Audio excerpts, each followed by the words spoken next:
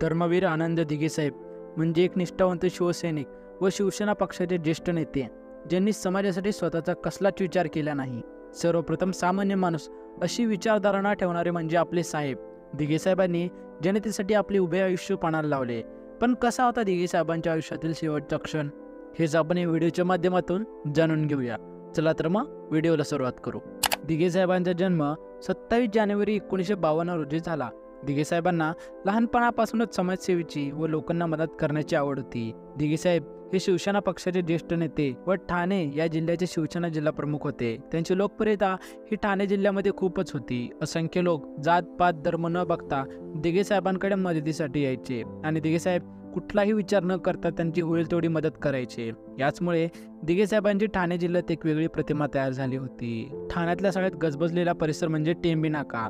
या परिसरात त्यांचं घर होतं. या परिसरात बाळासाहेब ठाकरे यांच्या सभा भरायच्या व बाळासाहेब ठाकरे यांच्या सभेला आनंद दिघे ही कायमस्वरूपी उपस्थित राहायचे. बाळासाहेब ठाकरेंच्या वक्तृत्व आणि व्यक्तिमत्वाकडे दिघे साहेब हे आकर्षित झाले होते. म्हणून त्यांनी बाळासाहेब ठाकरे यांच्या नेतृत्वात काम करण्याचे ठरवले. त्यानंतर त्यांनी ठाणे जिल्ह्यातील सर्व गोरगरीब जनतेसाठी काम करण्याचे ठरवले. बाळासाहेबांची त्यांच्यावर मोहिनी होती, म्हणून त्यांनी आपलं उभं आयुष्य शिवसेनेसाठी काम करण्याचे ठरवले आणि 70च्या दशकात शिवसेनेचा एक सामान्य कार्यकर्ता म्हणून काम सुरू केले. त्यांच्या कामात इतकं झपाटलेपण होतं की त्यांनी लग्न सुद्धा केले नाही, असे ठाणे वैभव या वृत्तपत्राचे संपादक मिलिंद बल्लाळ असे सांगतात. शिवसेनेला सुरुवातीच्या काळामध्ये सामान्य जनतेमधून पुढाकार घेणारे व सर्व जनतेला आपलेसे वाटणारे तरुण हवे होते आणि ती गरज दिघे साहेबांनी पूर्ण केली. बाळासाहेबांपासून प्रभावित होऊन त्यांनी शिवसेनेसाठी काम करण्याचे ठरवले. ते सक्रिय राजकारणात सहभागी झाल्यानंतर एक पाऊल पुढे टाकत ते ठाणे जिल्हा शिवसेना जिल्हा प्रमुख पदापर्यंत पोहोचले. ठाणे जिल्ह्यामध्ये दिघे साहेबांची लोकप्रियता झपाट्याने वाढलेली हे पाहून शिवसेनेने त्यांच्या खांद्यावर ठाणे जिल्हा प्रमुख पदाची जबाबदारी सोपवली. दिघे साहेबांच्या घरी आई, बहीण, भाऊ असा परिवार होता, परंतु सामान्य जनतेशी निष्ठा बाळगणं यांच्यासाठी सर्वात महत्त्वाचं होतं. त्यामुळे त्यांनी लग्नाला आणि परिवाराला आपल्यापासून दूर ठेवलं. दिघे साहेबांवरती शिवसेने जिल्हा प्रमुख पदाची जबाबदारी दिल्यानंतर टेंबी नाका परिसरात त्यांनी आनंद आश्रमाची स्थापना केली. या आश्रमात दररोज सकाळी जनता दरबार भरायचा. त्या दरबारामध्ये असंख्य लोक आपल्या अडीअडचणी, तक्रारी हे दिघे साहेबांना सांगायचे आणि दिघे साहेब तिथल्या तिथे त्यांचा प्रश्न मिटवायचे. लोक सकाळी 6 वाजल्यापासून रांगा लावून उभे राहत वाट बघायचे. ठाणे शहरच नव्हे तर अख्ख्या जिल्ह्यामधून तिथे लोक यायचे आणि आपल्या समस्या, अडी अडचणी हे दिघे साहेबांना सांगायचे आणि ते तात्काळ सोडवायचे.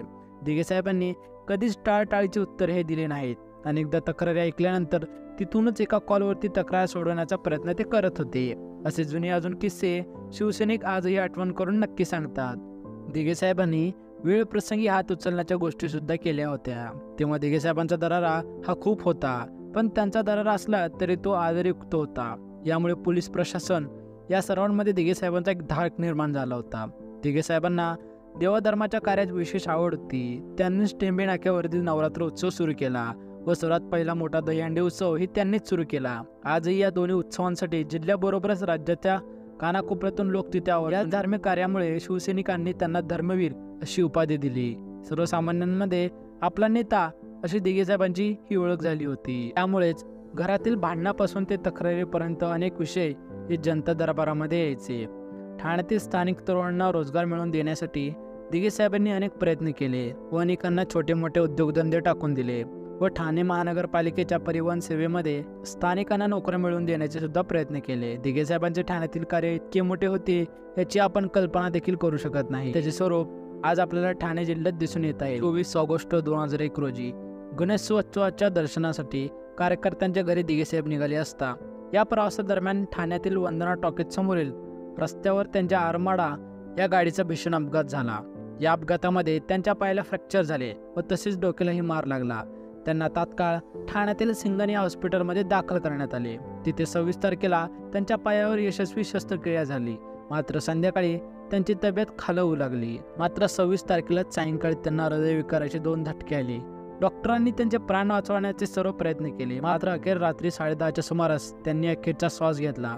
त्यानंतर रागाच्या भरात सिंगणी हॉस्पिटलला तिथे आलेले दिघे साहेबांचे समर्थक व कार्यकर्त्यांनी मिळून सिंगणी हॉस्पिटलला आग लावली आणि सिंगणी हॉस्पिटल हे पेटवून दिले. दिघे साहेबांच्या मृत्यूनंतर ठाणे हे बंद ठेवण्यात आले. त्यांच्या निधनानंतर ठाण्यात झालेल्या लोकसभेच्या सभेमध्ये बाळासाहेब ठाकरे म्हणाले होते की आनंद दिघेच्या दाढीत एक हुकूमत होती, एक मोठा आधार होता. त्याच्या नादाला लागण्याची कोणाची हिंमत नव्हती. तर मित्रांनो, व्हिडिओ कसा वाटला कमेंट करून